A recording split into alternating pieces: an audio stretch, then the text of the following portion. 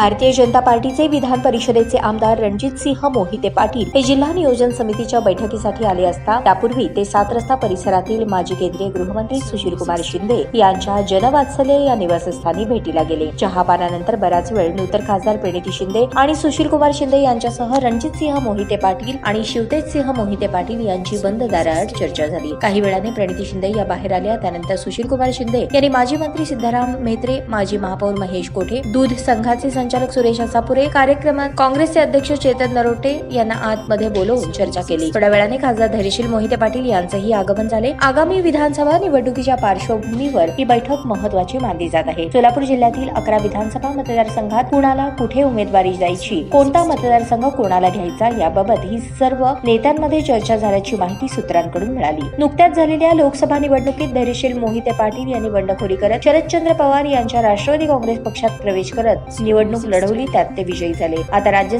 आता मोहिते पाटील हे भाजपचे आमदार असल्याचे बोलले जात आहे। मात्र या भेटीनंतर लवकरच चित्र स्पष्ट होईल यात शंका नाही। ताज्या बातम्या पाहण्यासाठी प्राईम महाराष्ट्र न्यूज चॅनलला सबस्क्राईब करा।